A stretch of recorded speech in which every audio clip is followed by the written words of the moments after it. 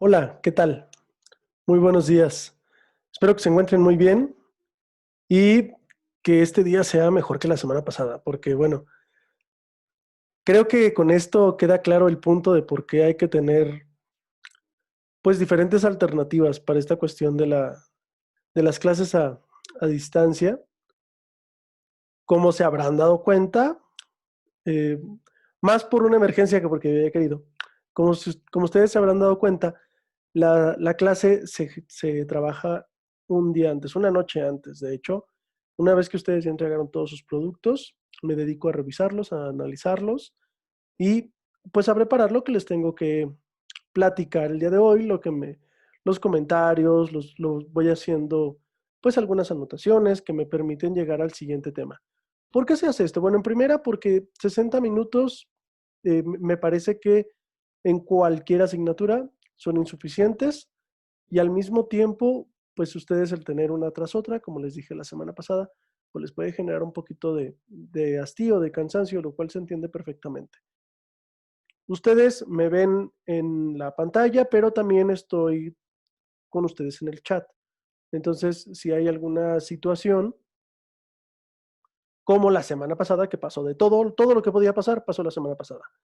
Entonces, bueno, trato yo de estar un poquito al pendiente para estar, digamos, atrás, tras bambalinas y checando que todo esté bien, que ustedes, si hay algo, bueno, pues ya saben, en el foro de dudas, me lo pueden también poner en el WhatsApp, me lo pueden poner en el chat del Meet.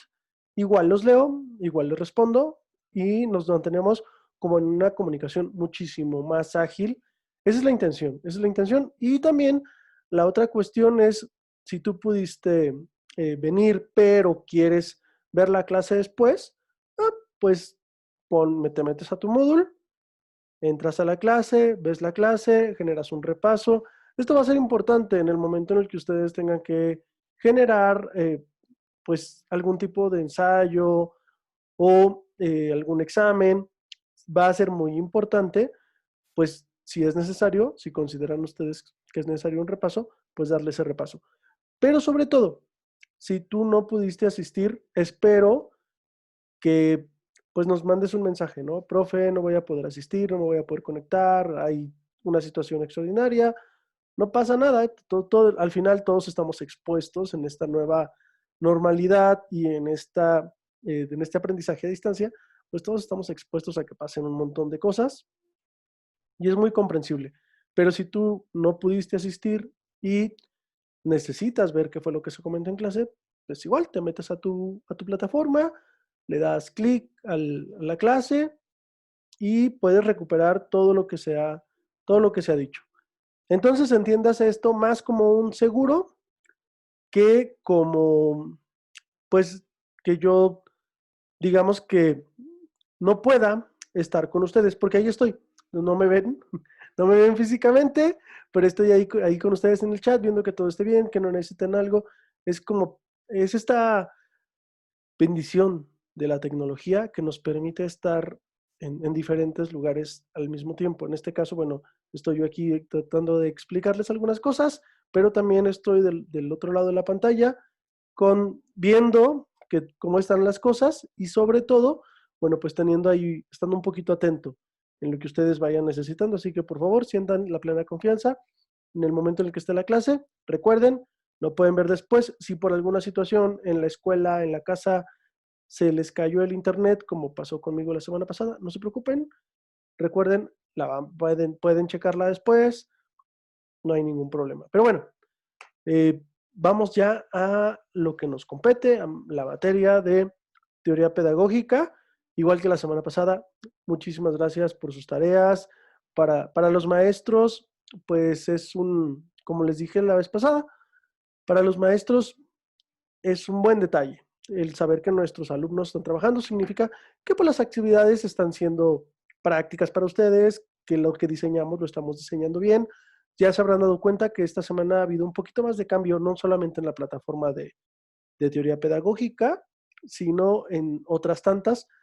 También estoy en el chat de los alumnos, por si ustedes no pueden entregar alguna tarea, no saben donde darle clic para entregar algo, pues igual, ahí estoy para apoyarlos. Realmente, pues trato de estar apoyándolos en todo lo que pueda para que ustedes pues tengan este proceso de su tránsito de la licenciatura de la manera más amena posible, lo más fácil que se las podamos hacer, para nosotros está bien.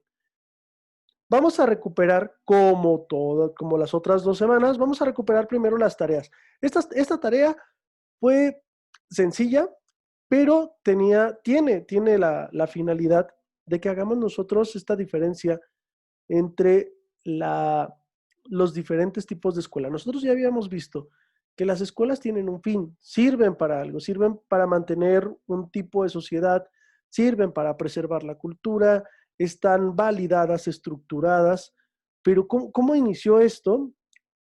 Un ejemplo muy claro, como ustedes lo leyeron, fue esta escuela en Atenas y en Esparta. Estamos hablando de la misma cultura, la cultura griega, que, bueno, pues sí es cierto que hay un fenómeno que se llama balcanización a partir de, digamos, las montañas que separan a las diferentes ciudades. Bueno, pues pareciera que son ciudades-estado, o sea, que son como países chiquitos, pero realmente todos pertenecen a la misma cultura. Entonces, hay digamos, one on the other hand, dijeron los gringos, tenemos dos manos, dos extremos de la misma situación, que son la escuela en Atenas y la escuela en Esparta. ¿Qué es lo que me da como mucha eh, curiosidad? Vamos a ver si le puedo dar el término. Pues el enfoque humanista que ustedes rescatan de la cultura griega, específicamente cuando hablamos de Atenas. Sí es cierto, Atenas era más dado hacia las artes, el canto, la cítara, la oratoria, las humanidades, la filosofía, por supuesto, la filosofía, la misma historia, la geografía, todo eso se estudiaba en Atenas. Pero, y ahí está el clic en el asunto, pero la educación no era para todos. La educación, incluso para los que alcanzaron a identificar esa parte, los niños eran los que pasaban a la escuela. Las niñas estaban como en el gineceo. Bueno, si ustedes empiezan a ubicar esta parte de los prefijos y los sufijos, el prefijo gineco, que tiene que ver con la mujer, entonces el gineceo era la escuela de las mujeres. Si ustedes no lo saben, seguramente lo habrán podido adivinar.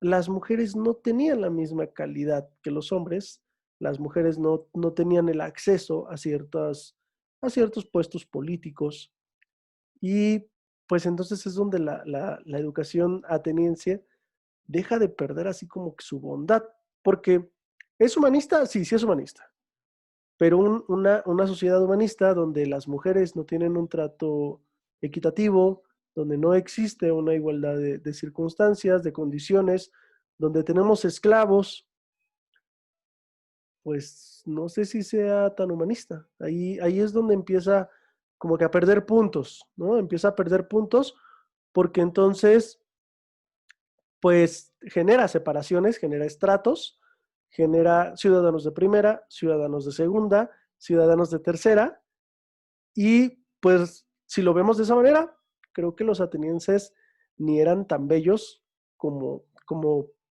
pareciera que los ha pintado la historia. Por otro lado, tenemos una educación en Esparta que, bueno, si tratamos de comparar, hacer una comparación un poquito burda, bueno, pues sería esta educación que ahora tenemos como instrumental, digamos, una educación técnica, una educación que es técnica, que genera una estructura social, que respeta esta estructura social, pero donde no hay una separación tan grave entre hombres y mujeres. Sí es cierto que es una educación y digamos, es una cultura aristocrática. Eso sí, ahí nada más están los pesados, digamos que los perrotes y los perritos. No hay como mucho más para donde moverse. Es una sociedad bien estratificada, donde se define muy bien quién manda y quién obedece, pero donde la mujer no tiene esa, digamos que esa sombra, ¿no? Tan obscura, donde en Esparta la mujer tiene esa valía como mujer, como dadora de soldados, y entonces tiene un mayor nivel una espartana que una ateniense. Esto lo refiero porque tenemos mujeres en el grupo, y bueno, si ustedes no lo identificaron, pues permítanme hacérselos notar. Todos aquí en el grupo defendimos la educación ateniense, pero en estándares de, digamos, de igualdad y de equidad. Las mujeres espartanas estaban acá y las mujeres atenienses estaban aquí. Entonces, digamos que con todo el respeto que me merece la historia de la mujer, pues las mujeres atenienses estaban más cerca de las vacas que de los hombres, y las espartanas estaban un poquito más cerca de los hombres. Y esa es la parte que debemos de rescatar. ¿Cuál es mejor? Ah, las dos son buenas, las dos son buenas. Igual nos hubiera tocado en una cultura, bueno, en una ciudad que en la otra. Creo que las dos son pilares y son modelos a partir de los cuales pues se genera toda una estructura de la educación, una educación militar que incluso en estos tiempos, pues nosotros la reconocemos. O sea, ¿qué quiero decir con esto? Que si alguien les dice que fue atendido en el hospital militar por médicos militares, esto genera como cierto respeto, cierto reconocimiento. Es, ay, fuiste fui con los militares, ¿no? De hecho, pues es algo que todavía se reconoce, que sobrevivió, es algo que sobrevivió. Una educación militarizada, pues al final no es tan mala. Y una educación humanista nos acerca más a la crítica, a la reflexión y al concepto de finitud del ser humano. Es decir, somos seres finitos que vamos a transitar y que necesitamos recuperar la cultura y dejar cultura. Entonces, las dos escuelas, tan buena la una como la otra. Sí, lo que sí quiero como dejar muy en claro es esta parte, el papel de la mujer en la sociedad ateniense, el papel de la mujer en la sociedad espartana, las condiciones que se generaban, y sobre todo para aquellas que son madres, odienme a partir de ahorita. Para aquellas que son madres, bueno, los espartanos separaban a los niños de las mamás porque consideraban que hasta cierta edad eran benéficas, pero después de ahí las mamás hacían daño. Entonces, todas aquellas mujeres que tengan una relación afectiva con su suegra, que digan, ay, es que este tenía mamitis, que es algo que dicen muy frecuentemente. Bueno, es justamente lo que los espartanos trataban de evitar, que les diera mamitis a a sus soldados, y entonces separaban a la madre. Fue algo que recuperó Platón y que proponía para la educación. Bueno, pues es que al final como que quitemos al niño de la madre no es tan malo, lo hacemos independiente, le permitimos tener una visión diferente, lo hacemos un poco más objetivo, y eh, ese es un dato muy curioso, ese es un dato muy curioso de esta educación en Esparta, que también se originaba en Atenas, ¿eh? También en Atenas eran un poquito separados, pero en Esparta era así de, se te acabó la mami, chamaco, vámonos para allá. Y eso generaba un sentido de independencia, generaba que estos, eh, digamos que esta preparación para los soldados, pues les rompiera justamente ese vínculo que se hace en la niñez, y a partir de ahí, pues teníamos seres un poquito más independientes que los niños atenienses. Y cierro con la cuestión del pedagogo. Eh, casi todos me encontraron pues digamos, de dónde proviene el término de pedagogo. Y pues como lo vimos, proviene de la sociedad ateniense, donde teníamos esclavos y el pedagogo era el que acompañaba al niño, y como ustedes bien lo leyeron, era más un apoyo moral. O sea, checaba que el niño viniera bien aseado, que la indumentaria fuera la correcta, platicaban acerca de cómo debería de ser su comportamiento dentro, fuera de la casa, dentro, fuera de la escuela. Era una guía. A partir de ahí se genera el concepto de pedagogo, pedagogía, Y pues digamos que es el nacimiento de esta especialidad, de esta disciplina, en la que ahora, bueno, pues se apoya esta parte de la educación. Recuerden que la educación se apoya en la pedagogía, en la didáctica, y a partir de eso, bueno, tenemos una educación que está estructurada. Únicamente esto fue un breve, digamos una breve introducción. ¿Y por qué era importante? Porque eso a veces como estudiantes no nos queda claro, ¿no? ¿Por qué me están enseñando esto? ¿Para qué me sirve si voy a ver otra cosa diferente? Pareciera que las cosas son diferentes, que los temas, a veces los maestros no logramos generar una hilación de los temas, pero pues bueno, yo les prometo, voy a hacer mi mejor esfuerzo. Y pasamos de esta escuela ateniense a un breviario, a un compendio de cuáles han sido las teorías pedagógicas. ¿Cómo vamos a enlazar la educación de la antigüedad a las teorías pedagógicas para después vamos a volver a retomar esta escuela griega, pero digamos que durante estos primeros temas lo que vamos a hacer es darles como un bitcito, así, chum, chum, chum, y ya después vamos a generar una parte más de especialización. Entonces, el día de hoy lo que vamos a trabajar es justamente el tema de las teorías pedagógicas y por lo que me voy a permitir compartir una presentación. Bueno, vamos entonces, una vez que ya vimos todo lo conducente a la educación en la antigua Grecia, Atenas y Esparta, que ustedes realizaron una lectura que, por cierto, me parece que la realizaron de una manera eficiente. Vamos con lo siguiente. Lo del debate. Muchísimas gracias, muchachos. Sus participaciones en el debate. Todo el mundo defendió a Atenas, como les dije, pero están participando ya con más soltura en los debates. No solamente están trabajando los debates conmigo, los van a trabajar en otras asignaturas, en otros módulos. Me da gusto que ya estemos manejando más la plataforma Moodle y pues bueno, ya se los califiqué, les puse algunos comentarios que tienen que ver justamente con esta parte que no le reconocieron a Esparta y que pues los invito a que seamos eh, veamos las cosas de una manera un poquito más integral y digamos, bueno, sí, tenía esto tenía de bueno, pero pues hay que checar, aquí hay algunos asuntos que pudieran ser un área de oportunidad. Bien, una vez que pasamos entonces este tema de la educación en la antigua Grecia, vamos a las teorías del aprendizaje. ¿Por qué es importante conocer las teorías del aprendizaje? Bueno, porque como ustedes lo ven, el pensamiento del hombre va avanzando y junto con la cultura, la escuela se va modificando. Digamos que esta parte de la pedagogía se va estructurando de una manera diferente.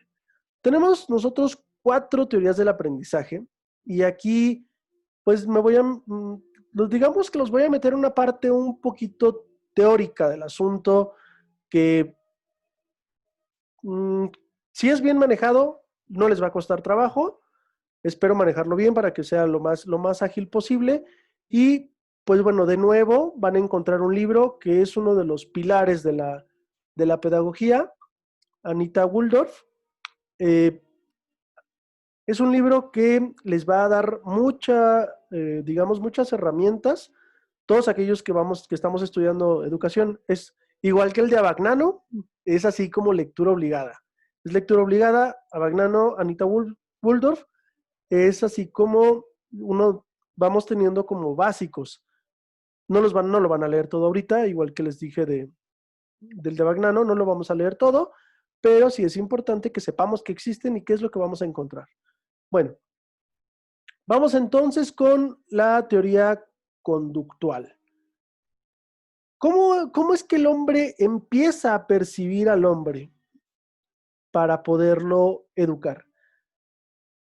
Ustedes han visto con la maestra Gloria, con la maestra Jimena, que existe una evolución de la escuela. Una vez que terminan los griegos, que bueno, por cierto, son conquistados por los romanos, y viene esta parte que ya vieron con la maestra Jimena, que ya vieron con la maestra Gloria, esta parte de la escolástica, que que tiene un nombre tan complicado, pero la verdad es que es un fenómeno muy fácil de entender, ¿no? Cómo los romanos dentro de su expansionismo se acomodaron. Y es justamente lo que define la escolástica, ¿no? Me acomodo a lo que tú tengas, no te preocupes, no voy a tocar esa parte, pero siempre y cuando le entres tú conmigo. Entonces, esta parte de cómo la cultura se va conformando a partir de la dominación romana, bueno, nos genera esto que ustedes conocen como la escolástica, una vez que Roma, Roma cae y comienza la época cristiana, la Edad Media, donde todo el poder lo tiene la iglesia y donde justamente la educación y el conocimiento son controlados por la iglesia. En la educación bueno, en la educación en el mundo hay una pausa, ¿no? Así se hace un mute, se hace un mute. Todo se queda calladito algunos siglos, pero pues viene este revisionismo, empieza a renacer la cultura, a renacer la educación, nace Da Vinci, nace Copérnico, nace Miguel Ángel, nace Descartes, todo el mundo se empieza a preguntar por qué estamos como estamos y por qué diablos no progresamos. Empezamos a revisar la Biblia y nos damos cuenta que cae en contradicciones, que no nos dice las cosas claras, que al final no cuadran los números y entonces empieza a haber una revolución del pensamiento. Esto nos lleva al Renacimiento y posterior al Renacimiento empezamos ya con teorías de desarrollo científico, ¿no? Se, se genera el método científico, se descubre el método científico experimental, se generan los primeros positivistas, los empiristas, y a partir de ahí surge esta gran duda. ¿Cómo es que piensa el hombre? Y entonces se empiezan creo que ya ustedes ya vieron esta parte del positivismo versus empirismo, donde el positivismo dice que todo puede ser medido, validado, todo viene en función de las hipótesis, de los estudios, de las comprobaciones. Y el empirismo dice que no, que realmente todo tiene que ver con cómo es que analizamos la experiencia. Bueno, todas estas corrientes empiezan a tener una reunión con una parte económica y política que tiene que ver con la revolución industrial, el libre mercado, y entonces la educación pasa a ser parte de la industria. A partir de que se genera la revolución industrial, se generan unos grandes edificios, se generan las fábricas, y entonces los empresarios empiezan a interesarse por esta parte, le empiezan a meter lana y buscan el entender cómo es que nosotros estamos desarrollando procesos para poder potenciar lo que ellos tienen en las fábricas. Entonces esto, la educación, creo que ustedes ya lo han visto, les ha tocado vivirlo. La educación tiene sus lados oscuros, tiene sus fines macabros y bueno, nace esta parte del positivismo, nace también el conductismo y uno de sus representantes es Skinner. Y es en la parte, digamos, de la educación. Para aquellos que han estudiado psicología, que estudiaron psicología en el bachillerato o que tienen alguna carrera afín. Nosotros en educación identificamos a Skinner, pero realmente el que comienza todo esto es Pavlov. Pavlov con una campanita, unos perros unos platos de comida, logra identificar cómo es que reaccionamos a diferentes estímulos. Y para aquellos que tienen perros, aquellos que tienen gatos, alguna mascota, los peces creo que no, porque los peces no tienen ninguna gracia, pero bueno, los que tenemos perros o gatos, es cierto, de todos mis respetos para los que tienen pececitos, son muy bonitos, se ven muy bonitos, a mí me aburren, pero se ven bonitos, eso no lo puedo negar. Bueno, los que tenemos perros o gatos, nos habremos dado cuenta que cada vez que nosotros agarramos la bolsa de croquetas y el plato, bueno, pues inmediatamente el animal tiene una respuesta, ¿no? Y eso en su momento lo ve Pavlov como parte de los estudios de psicología y se lo transmite, digamos que lo comparte con Skinner. Antes pues no había internet, no había WhatsApp, no había correos electrónicos, las comunicaciones tardaban mucho y entonces esto hace que los pensadores pues a veces tengan diferencias entre 5 o 10 años en lo que de la psicología pasa a la educación, pero pues era porque ellos se carteaban, porque compraban libros, porque había un tránsito, digamos que un poquito más lento en esta cuestión de las investigaciones y de los resultados. Entonces Skinner retoma esta parte de Pavlov y se da cuenta que hay estímulos, ¿no? Que el hombre, igual que los animales, lo entiende él así, tiene que ver con estímulos. Y nos dice que, pues bueno, eh, el conocimiento, el aprendizaje y la enseñanza tienen un sentido, que es lo que estamos viendo ahorita. Dice, ¿qué es el conductismo? Es básicamente observar cómo se comporta el individuo a partir de cierta acción que lo estimula a responder con una conducta. Y entonces dice, el conocimiento es fijo y está acá afuera, es un estímulo exterior, o sea, el conocimiento es algo que va y se toma, ¿no? El aprendizaje es mediante el entrenamiento y la práctica, así como los perros, así, igualito, ¿no? Te doy un estímulo, vas, lo tomas, y si es el correcto, te lo mantengo, si no es el correcto, te genero un refuerzo negativo para que no lo vuelvas a hacer. Entonces, dice, en el aprendizaje el estudiante presenta una recepción pasiva, escucha activa. Este concepto de escucha activa aún sigue vigente en nuestros tiempos y sigue direcciones. A partir de los estímulos, dice, el aprendizaje va siguiendo direcciones. Y entonces la enseñanza se va a basar en la exposición, en la transmisión y en el estímulo. O sea, el maestro, y fíjense, a ver a qué les suena esto, aquellos que son más o menos contemporáneos conmigo, el maestro dicta, el alumno escribe. Si el alumno no escribe, entonces el maestro pone un sello, pone un castigo para que el alumno la próxima vez lo escriba bien. Básicamente eso es el conductismo. Lo haces bien, se te premia, lo haces mal, se te castiga. Se te castiga tantas veces como sea necesario hasta que lo hagas bien.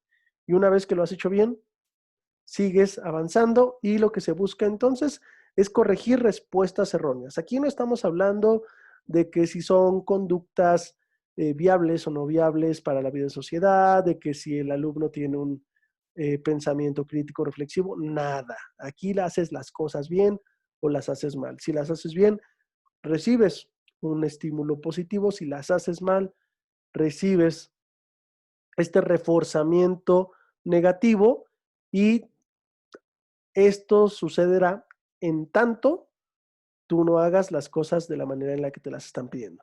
Bueno, esto sigue avanzando, estas teorías del aprendizaje siguen avanzando y pasamos a algo que se llama cognoscitivismo. Ya empezamos a ver cómo es que funciona el aprendizaje.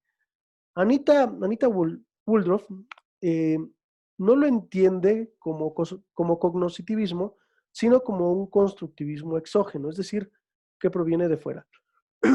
Esto lo podemos entender como cognoscitivismo. También así lo identifican algunos autores, pero bueno, toda vez que les voy a poner este libro y que nos vamos a apoyar en este libro, pues sí quiero explicarles cuál es la nomenclatura que utiliza Anita y cuál es su relación con otros términos, con otros autores. Entonces, este constructivismo exógeno se conoce también como el primer cognoscitivismo, con Anderson.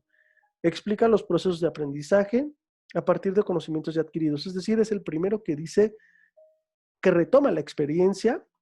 Él, si se dan cuenta, es como más de la escuela del empirismo, retoma esta experiencia y los conocimientos previos como una base para los nuevos conocimientos. Y entonces dice, el conocimiento es fijo, digamos que se va poniendo uno encima de otro, pero influyen en la forma, estos conocimientos previos influyen en la forma de procesar la información. Es decir, digamos que en esta parte lo que dice Anderson es que es como una pared. Necesitas los ladrillos de abajo para poner los ladrillos de arriba. El aprendizaje se da mediante estrategias, que me refiero a este mismo armado, El estudiante es una recepción pasiva, escucha activa, y los compañeros pueden influir en el procesamiento de la información. ¿Por qué? Bueno, porque se van generando también constructos que son grupales. ¿Qué es lo que le toca hacer al maestro? Bueno, guiar a los alumnos en un conocimiento preciso, completo. Es decir, si tu ladrillo está ovalado, si tu ladrillo está como circular, el maestro tiene que ayudarte a pulirlo para que tu conocimiento, tu aprendizaje quede así, cuadradito, bonito, chulo, precioso, y pueda entrar en la pared que estamos armando. Esto, si se dan cuenta, bueno, pues es un avance entre el conductismo y este cognoscitivismo o constructivismo exógeno genera un avance en cómo los investigadores, cómo los pedagogos de este momento están viendo al pensamiento, a la forma en la que piensa el hombre. Y vamos a la siguiente fase de este cognoscitivismo que Anita Pulldorf define como el, perdón, aquí vamos. Primero constructivismo exógeno y endógeno. Es decir, este constructivismo endógeno, este conocimiento ya de Piaget, que Piaget divide al ser humano no solamente en estructura, sino en edades. Y dice que nosotros aprendemos diferentes cosas conforme va avanzando la edad. Y esto es algo pero muy interesante que van a estar aprendiendo a lo largo de la licenciatura. Se van a topar con Piaget muchísimas veces. A lo largo de toda su licenciatura van a estar viendo Piaget. Porque pues realmente él vive con una niña y se dedica a estudiar a su hijo, a su hija, perdón. Se dedica a estudiar a su hija, o sea, la agarra más como hija, pues como objeto de estudio, porque se pone a registrar todo lo que va haciendo la niña, cómo va aprendiendo, cómo se va relacionando, y genera una tabla bastante precisa, que todavía lo ocupamos al día de hoy, sobre qué es lo que hace el niño de los 0 a los 3 años, qué hace el niño de los 3 a los 6, qué hace de los 6 a los 9, de los 9 a los 12. O sea, le siguió la pista a la chamaca durante toda su niñez, pero de una manera, pues digamos que muy sistemática. No se le escapó casi nada a este señor. Y a partir de ahí replicó su experimento con, digamos que observando a otros niños y cada vez a grupos mayores de niños. Piaget es así como el abuelito, este, si bien no es el padre de la pedagogía, hay que decirlo así, sí es un ícono de este cognoscitivismo, de la teoría del aprendizaje. Es como uno de los postes de la teoría del aprendizaje, porque Piaget realmente lo que nos da es todo el proceso del desarrollo del pensamiento que él identifica y de cómo se van transformando las habilidades. Gracias a Piaget existe todo lo que nosotros ahora conocemos como estas taxonomías, que son las formas en las que el pensamiento va avanzando, que se definen por verbos operativos. Entonces, dice Piaget que se aprende a partir de lo que ya conocemos, de lo que ya tenemos como adquirido, pero también por la interacción que se genera entre las personas y el lugar en el que viven, las personas con las que también se están desenvolviendo, y por eso lo marca como una interacción entre personas y contextos. Dice que el conocimiento, bueno, es cambiante, construido individualmente, a partir de un equilibrio y desequilibrio. Dice Piaget, cada vez que le enseñas algo nuevo al niño, como que le metes una tablita, y entonces se desequilibra. Pero el niño busca la manera de ajustar ese conocimiento con lo que ya tiene, y entonces genera una especie de equilibrio. Esta teoría del equilibrio la propone Piaget, la seguimos ocupando, y justamente habla de eso. Es lo que el niño tiene, lo que se le ingresa, se genera un desequilibrio, el alumno busca la manera de equilibrar su pensamiento, porque obviamente los conocimientos nuevos generan crisis, y entonces el niño busca salir de la crisis y hay un proceso de acomodamiento, dice Piaget. Se acomoda el pensamiento y nos permite llegar a cosas nuevas. El aprendizaje entonces es una construcción activa, que el niño va construyendo justamente, el alumno va construyendo, juntando conocimientos previos con conocimientos nuevos, generando estructuras, acomodos, Y aquí es donde yo les digo que viene ya el inicio de la taxonomía, es decir, de cómo va avanzando el pensamiento.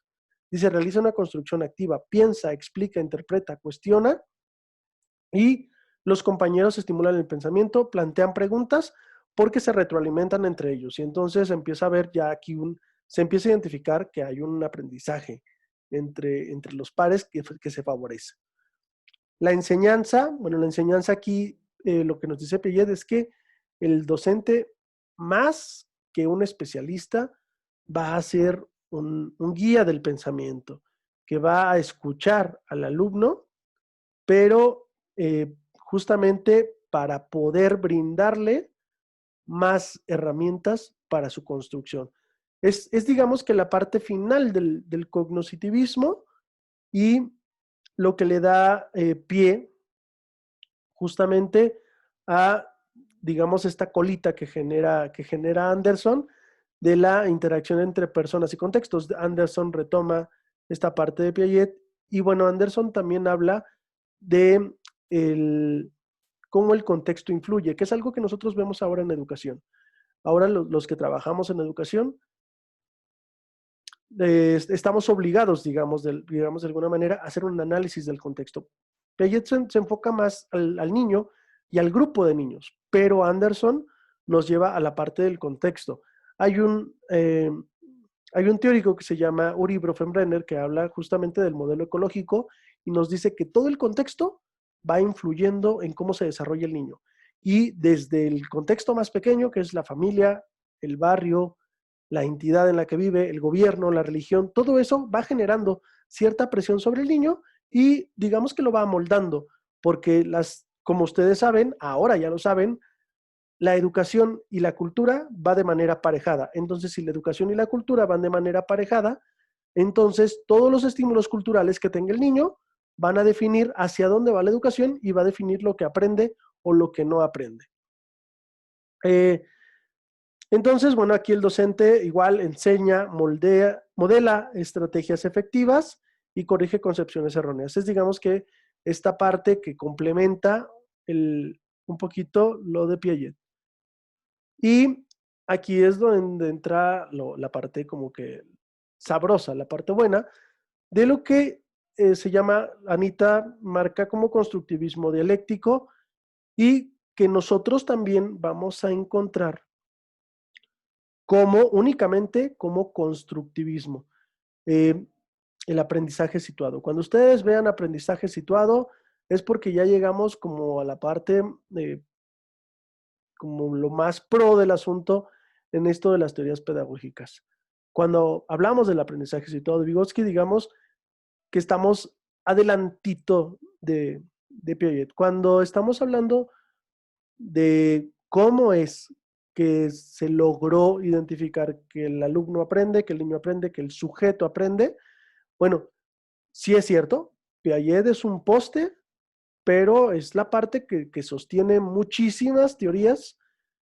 Digamos que lo más cercano a lo que estamos nosotros ahorita trabajando es esta parte del aprendizaje situado, es aprender en función del contexto y para resolver problemas que corren de manera transversal entre el sujeto y el contexto. ¿Qué quiero decir de manera transversal? Bueno, digamos que hay que poner al sujeto y a su realidad en la misma mesa. Sobre esa mesa hay que construir el proceso educativo. De verdad que suena fácil, pero es muchísimo, muy complejo. ¿Por qué? Porque los sujetos no tienen necesariamente los mismos contextos. Los contextos de los sujetos a veces son muy dispares. Dentro de una escuela nosotros vamos a encontrar niños que vienen de una familia, pues, digamos, no digamos una familia disfuncional. Eso es un término que nos obliga a un juicio y yo espero que ustedes como maestros no hagan juicios, sino únicamente enfrenten realidades, ¿no? Entonces venimos de familias desintegradas. Tienen un niño que viene de una familia desintegrada, que tal vez no tiene los recursos necesarios para tener todos sus materiales. Y en ese mismo salón, en esa misma escuela, se encuentran un niño con un contexto completamente diferente, donde tiene una familia digamos, que está con todos, es una familia estructurada, que tiene a todos sus miembros viviendo bajo el mismo techo, que tiene todos los recursos, que tiene el apoyo de sus padres, y entonces los contextos son muy diferentes en una misma escuela, en una misma aula. Y, y es cuando las cosas se nos empiezan a complicar. Cómo empatar estos contextos que de entrada parecen tan disímiles? Entonces, si bien es cierto que la teoría del aprendizaje situado nos está diciendo que hay que buscar que el conocimiento y el contexto sean la base, pues en situaciones como las que les platico, la cosa se pone un poquito difícil. Pero nos dice Vygotsky, si logramos esta conjunción, entonces vamos a tener un aprendizaje que es construido socialmente. ¿Por qué? Porque cada uno de ellos va a aprender de la importancia de la diversidad. O sea, es decir, ¿por qué uno es tan importante como el otro? A partir de aquí van a surgir algunas situaciones muy importantes que estamos viendo ahorita en la educación, como atención a la diversidad, el respeto a la diversidad, el, la importancia de las humanidades en, en el proceso formativo de los alumnos, la visión humanista de la nueva escuela mexicana. Bueno, toda esa parte es a partir de el cómo identificamos el contexto. Dice Vygotsky entonces, el conocimiento está construido socialmente y es algo pues que es como descubrir un poquito la luz, ¿no? Es algo que había estado ahí durante toda la vida y que de repente alguien le puso nombre.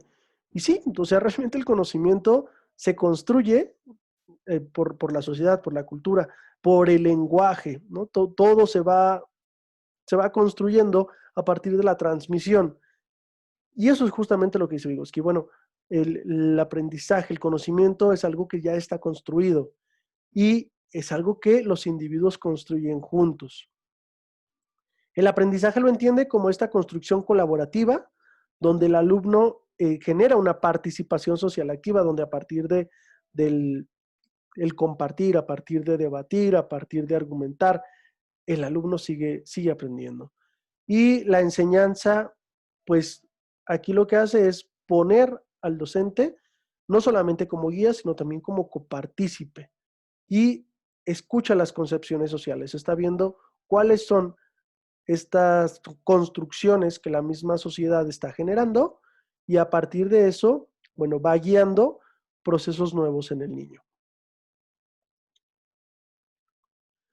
Comparando entonces, y con esto cerramos la clase, comparando a los diferentes autores, aquí me voy a permitir ponerles un paréntesis porque no los quiero confundir en cómo lo van a encontrar en otros autores, cognitivismo.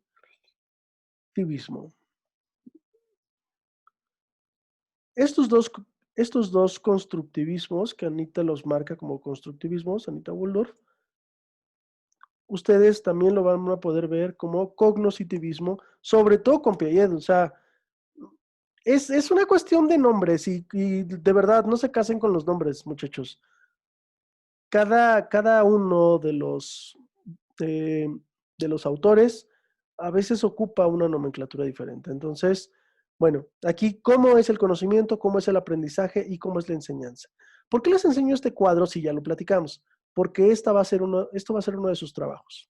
Ahorita vamos a ir al Moodle y les voy a decir en qué consiste el trabajo de esta semana y por eso se los pongo el cuadro. Ustedes quiero que vean este cuadro, las diferentes teorías que están arriba y cómo es que vamos a comparar a los autores y a estos elementos, el conocimiento, el aprendizaje y la enseñanza. Recuerden, cualquier cosa, igual de todas maneras, voy a estar para atender sus dudas, pero es muy importante que ahora pasemos a nuestro módulo. Ok, perdón, los pasé a otro, I'm sorry, los pasé a otro curso. Ahorita saco el suyo, disculpen, ligero resbalón. Ahí está Topec, vale. Vamos a Topec. Listo, ahí está Topec. La bibliografía básica es la que les mencioné de Abagnano, que llévenselo en sus equipos, de verdad. Esto les va a servir, no sé, los que van a estudiar para maestros, que son todos los que están aquí, les va a servir hasta cuando estudien su doctorado. Abagnano, Visalieri, Historia de la Pedagogía, este lo tienen que tener como que abajito de su almohada. Y les voy a enseñar cuál es el nuevo. Aquí está, en la página 281, se van a apoyar para sacar su tarea. Y les voy a enseñar la portada para que sepan de quién les estoy hablando. Les puse una breve descripción del currículum de la maestra Anita Woolfolk de la Universidad de Ohio. Este libro de psicología educativa no es un libro viejo, es un libro que salió creo que por ahí del 2005, si no me equivoco. La primera, aquí está, fue en el 98, pero aquí llega por ahí del 5. Bueno, aquí dice que es en el 99 en Hispanoamérica. Seguramente yo lo conocí por ahí de esos tiempos. Si se dan cuenta, bueno, tiene todo lo que tiene que ver con psicología educativa, desarrollo cognitivo del lenguaje. Miren, la teoría de Piaget del desarrollo cognitivo. Entonces, Anita lo divide así, cuando ella lo estudia, lo separa por esta parte de constructivismo exógeno y endógeno, pero aquí lo van a encontrar. ¿Y cuál es el asunto? Bueno, primero, insisto, traten de tener tanto psicología educativa como historia de la pedagogía. Ya métalos ahí en su librero, ya esos ya pónganlos ahí, los van a acompañar durante toda su licenciatura y vamos a ver cuál es la tarea de esta semana, por favor. Aquí estamos viendo lo que hicimos hasta el día de hoy, teorías pedagógicas y alumno, docente y compañeros. Esta es la primera actividad. Analiza la importancia que tiene cada una de las figuras que confluyen en el proceso educativo, alumno, docente y compañeros, y con tus propias palabras, elabora una tabla en la que se identifica la importancia de cada una de estas figuras según cada una de las teorías pedagógicas. Miren, les voy a ser muy sincero. La tabla aquí está. Les dije que era en la página 281. 49. 73. Me muevo rápido para acá. 85, ya me pasé. Aquí está, miren. Aquí está la tabla. Me voy a regresar rápidamente. Y dice, identifica la importancia de cada una de estas figuras, alumno, docente y compañeros. Aquí está la función del maestro, la función de los compañeros y la función del alumno. La tabla ya está hecha, muchachos. No quiero que me copien la tabla. Lo que quiero es que lo lean, que traten de identificar, que analicen, traten de identificar las diferencias y con sus propias palabras me lo escriban en la tarea, como ustedes lo entienden. No me sirve que me copien la tabla porque la tabla aquí está. Y aparte, pues, imagínense cuántas veces he dado esta clase. Aparte, pues ni crean que me es tan ajena, ¿no? No es para no es para generar una copia. Es para que ustedes la analicen y a partir de lo que ustedes analicen, lo expliquen. Ustedes a lo largo de la carrera, sobre todo que estamos estudiando la licenciatura en educación, tienen que, digamos que ejercitar esa parte. Cada cosa que ustedes hagan, deben de intentar explicarla, porque al final ese va a ser su trabajo, explicar las cosas. Entonces, por favor, léanla, analícenla y explíquenmela como si ustedes me estuvieran dando clase a mí. Por favor, no me hagan una copia, no me lleven en todo lo de aquí, no me lo lleven a la tarea, porque entonces la tarea no sirvió de nada. Por favor, les encargo eso como que encarecidamente, generen esa tarea en función del análisis de la lectura. Y bueno, pues aquí está. según cada una de las teorías pedagógicas: conductismo, cognoscitivismo, que se los marco aquí, constructivismo exógeno, endógeno, y el aprendizaje situado. Entonces, la van a tener durante toda la siguiente semana. Esta semana no vamos a, no vamos a tener foros. Con esta tarea va a ser suficiente porque, pues vamos a, como les decía, vamos a retomar, ya vamos a, de una manera como más especial, todo lo que fue la educación en Grecia. Bueno, pues me ha dado mucho gusto el platicar con ustedes, el poder compartirles un poquito de lo que, pues de lo que he estudiado, de cómo manejo esta cuestión de las teorías, y les encargo mucho su tarea. Vamos a tratar de terminar ya son 50 minutos y, como les decía, yo espero siempre darles pues un pequeño tiempecito para que vayan, se sirvan agua, se estiren un poquito. Quedo a sus órdenes en el chat, en el WhatsApp, en el foro de dudas. Por favor, creo que manera de contactarme hay. Si necesitan algo, con toda confianza, avísenme. Si queda alguna duda, de verdad compártanla. Espero que tengan un muy buen fin de semana, excelente sábado. Mis mejores deseos para todos ustedes, y recuerden, si si quedó alguna duda, revisen la clase. Muchachos, mi nombre es David González. Me dio mucho gusto platicar con ustedes. Hasta luego.